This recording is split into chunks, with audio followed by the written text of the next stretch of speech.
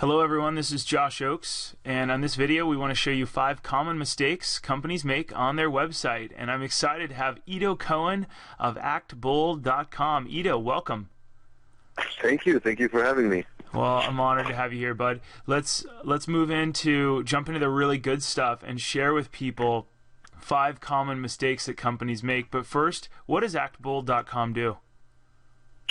So ActBold is a digital agency. We do SEO, really all SEM, PPC, and website development and app development.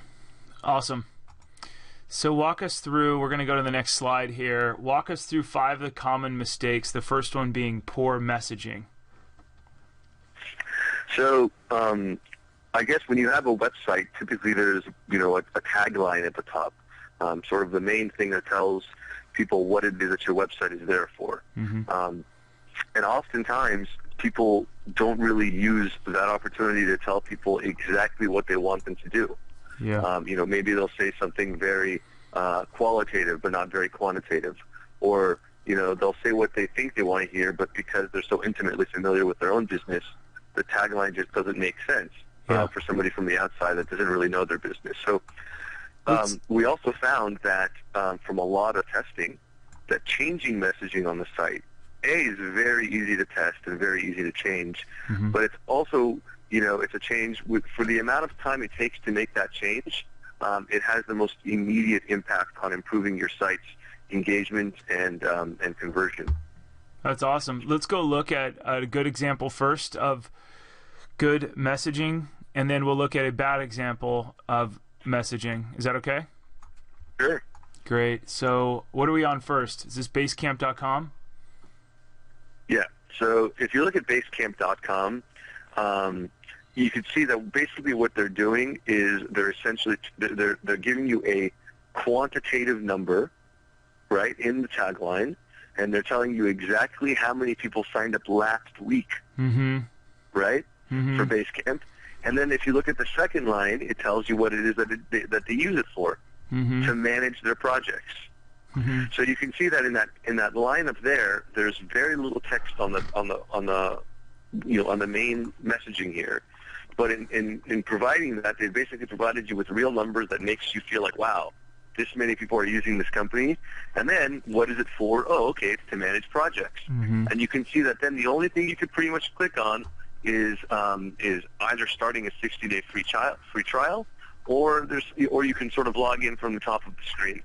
And then also to boast at the bottom, they give you just another little qualitative messaging there, which is quantitative, which is 97% of customers recommend Basecamp. Mm-hmm. And the difference is, if it was something like most customers recommend Basecamp, that wouldn't be as effective as 97%. Yeah. And that's basically the difference in bad and poor messaging, is providing people with numbers and with adjectives that actually make sense. That's great. Let's go look at a company that does bad messaging. You ready? Yes. We're going to pick MediaLeaders.com, our company, because we do so much. Walk us through this, buddy. Pick on me. I love it. Well, I mean, this is a classic problem that you see with a lot of websites, and that's that there actually is no messaging at all on the site. Mm-hmm. So you're assuming that people who come to this website already know what it is that you do. Mm-hmm. And if I get to this website, I wouldn't necessarily know what the purpose of it is. Mm-hmm. So what you want to do is, if you're trying to engage people on your site and get them to hang around and A, either read articles or B, buy something, you need to immediately write what your value proposition is, mm-hmm. as soon as somebody gets to the website, so they're not confused. Include value prop above the fold, clearly visible. Yeah, but make it in a way to where it tells people why they're here. It's like somebody walked into your website, somebody walked into your home, into your business. It's the same thing. They need to know why they're there, or they're just going to walk out. Yep, so true. So true. We need something above the fold that's clear. And Basecamp's a great example of that. So let's take a look at item number 2 out of the 5 common mistakes. Call to action below the fold. Most people don't scroll down. Talk to us about that. Well, so a website has what's called a fold on it. And the fold comes back in the day from, when newspapers were folded in half and you wanted to get sort of your ad or article above the traditional newspaper fold. Yeah. But you basically want to keep your important stuff above that line. And that line, I mean, oftentimes you'll get like a 30, 40, 50% drop in eyeballs. We're talking within like 1 inch. And so it's very important to basically have your messaging and your value proposition and then also your submit button above that line. And it looks like, if you look at the fold on our screen, on our resolution screen, and this might not be the exact fold for the website, but you can see that the Start Your Free Trial button sits above it, the value proposition starts above it, and the entire form that they want you to fill out sits above the fold. Yeah. So that's an example of a website doing a good job. Great. Let's go look at a website doing a medium job. We're trying to do the same thing. Yep. So, so I'll tell you, I mean, it's not that you're doing a poor job here in terms of keeping your stuff above the fold. It's good. You have it above the fold. At least there's a way for people to sign up. Here, I think your bigger problem is that your sign-up form is pretty hidden.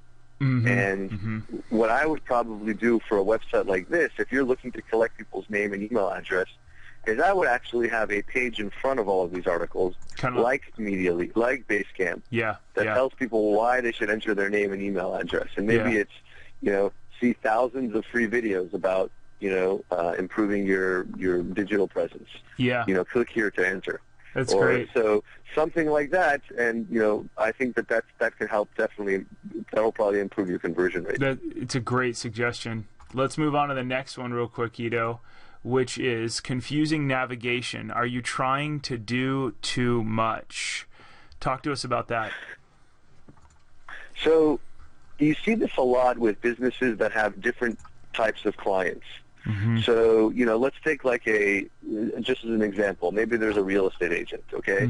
And he has a website where he has his listings, and he also wants to, promote himself to people that are looking to sell their home.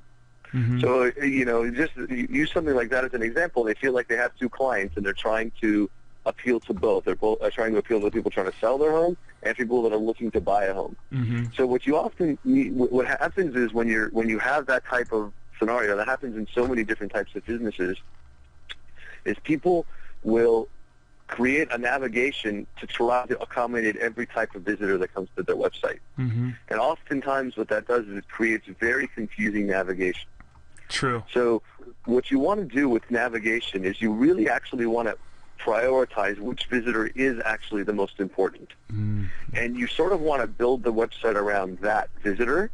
And the one that is less important, oftentimes by creating very good navigation for one visitor segment, it'll automatically promote that business or that website to the other. So as an example, is if you make a website, let's take the real estate example. If you make a website that is very intuitive and very beautiful for people that are looking to buy a home, people that are looking to sell a home will probably visit that website and say, wow, this guy does a good job promoting homes for other people. I should sell my home through him. Yeah, that's a good point. So talk to us about Cvolution.com. Use this as a good example, and then we're going to go to a bad example. Okay, so Cvolution is a good example. So Cvolution has, several different types of customers. It has enterprise customers. It has small customers. It has bloggers. It has every type of customer you can think of. Yeah. So how do you promote a website to all of those people? And so what you really want to, if you'll notice, the navigation sits along the middle. Yeah. It looks like you're logged into Cvolution right now. So let's try an incognito window. Okay. Let's try that. There we go. So if you'll see with the navigation here, we're basically the way we're going to target, or the way Cvolution targets all of its visitors, is by just selling its feature set. Okay. And it's talking a little bit less about the different types of websites that can use it, and more about what it can do in general. Got it. And you can see that there's a demo and a try it free button. For every time you scroll down and see another image, there's an immediate call to action to get people to sign up for this form. Yeah, that's really wonderful. Good, well done. And you've got a call to action clearly above the fold here. This is great. All right, let's go look at a bad example of navigation. To go consistent with our theme as we improve media leaders, talk to us about this.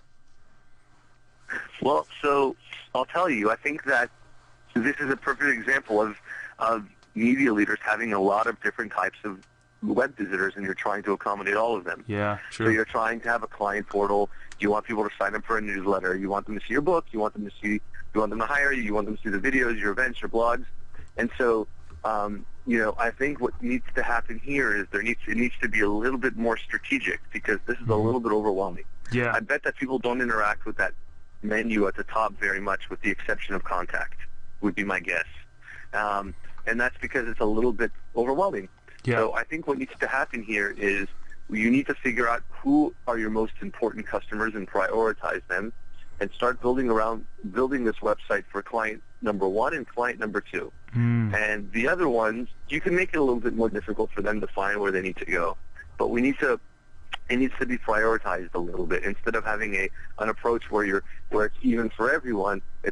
Really should be focused towards your most important visitors. Yeah, so we've got some stuff to remove. I love that. That's a really good tip. All right, let's move into the next one real quick here. This will be item number 4. No clearly defined goal. We need to know what success looks like before you launch your site. And for this, go ahead and talk to us about this. So I would this is an exercise that I would tell everyone who has a website to do, and then ask yourself, what is the purpose of my website? Mm-hmm. Mm-hmm. And when you ask yourself that, what is the purpose of my website, then look at your website and ask yourself, is my website clearly built to accomplish that goal? Mm-hmm. And I think that if you look at your website, if you look at media leaders, I think this is a classic case of what is the purpose of this website. And let me rephrase that. You and I were talking the other day, and you said that most people never build a site with just saying, okay, before we build it, what's the one purpose? Like, what's success look like at the end of the day? And exactly. And everybody needs to have that clearly defined goal. Like for us, we're starting to push our products, which are a way for people to end up purchasing from us, which the products are kind of hidden. And they're on another page that hasn't been public quite yet, a shop page where we have all kinds of different products for different uses that people can then buy and immediately download and so on. So that's a good learning lesson for us. And then as a good example of goals, I think we talked about this, Basecamp has a great goal. They know exactly what people are here to do. Exactly. They're coming here, and they want you to sign up and create an account. Mm-hmm, mm-hmm. And it's a landing page. Enter your name, company name, email, and password, and start your 60-day trial. They know exactly what they're trying to do. They have a page that's perfectly designed or optimized for conversion. Mm-hmm. And you'll notice if you start asking yourself the question that we just said, what is the purpose of this website? You'll be surprised at how many websites don't design their websites for that exact purpose. Mm-hmm. Mm-hmm. So true. I think it's very, very wise. So what is the purpose of the website? That's so important, and I think the key takeaway there is to ask yourself that before you actually start building a new site. And then last, dead objects. Great. Are key objects clickable? Talk to us about that. So, actually, I want to go straight into an example. Why don't we open up, I think, what website were we looking at? I think it was an Equinox website, right? Yeah, Equinox. the gym, yeah. So, here's a perfect example. Visitors love interacting with images. Yeah. And it's amazing how many times an image on a website is what we call a dead object, which means it's an image that visitors and customers think they should be able to interact with, and when they click on it, nothing happens. So it's a very common mistake, and it often causes people or visitors to basically leave the page or not really buy whatever it is that you're selling. So let's look at this middle section of Equinox where it says EQ Life. You can see that there's 3 images, one of a stone massage, one seeing is believing, another creative juice. And you can see that there's 3 attractive images there, ones that any normal visitor would want to interact with. You cannot click on those images to go to the next page that they're trying to sell something. The only way to get to the stone massage page, for instance, is by clicking that little text link. Mm-hmm. And I guarantee that a very large percentage of visitors see that, click on the image, maybe even click on the word stone massaged, and then really continue move on. Yeah, Because a and you've little lost tiny them. blue text at the bottom just is not the way to get somebody to interact with your site. Yeah. So that image should be clickable. That image is what we call a dead object. Dead object. Yeah, good point. Very good point. Okay, that's an excellent point. So let's go review what we've covered, Ito. First of all, poor messaging. Messaging's the easiest thing to change that will provide the most immediate impact. And then next, the call to action below the fold, which is very important. You showed us a good example of that. And then confusing navigation. Are you trying to do too much? And here's what I learned from that. First, we always have to prioritize which visitor is the most important. Then you can have a secondary visitor too. But don't try and please too many people. So true. Good example, bad example. Confusing navigation. You're trying to do too much. And no clearly defined goal. I think that's very, very important. And not enough people, including myself, we're pleasing too many people. What is our goal? We're going to start working on that. And then lastly, dead objects. So real quick, I just want to show everybody, thanks to Ito for volunteering his time. This is his company, actbold.com. You can go to actbold.com to learn about his services, pricing, and stuff. He's based here in California, and he's pretty awesome. So Ito, I want to thank you for being on this. Really a pleasure to have you. My pleasure. Thank you for having me. Good luck, guys. Thanks, Ito.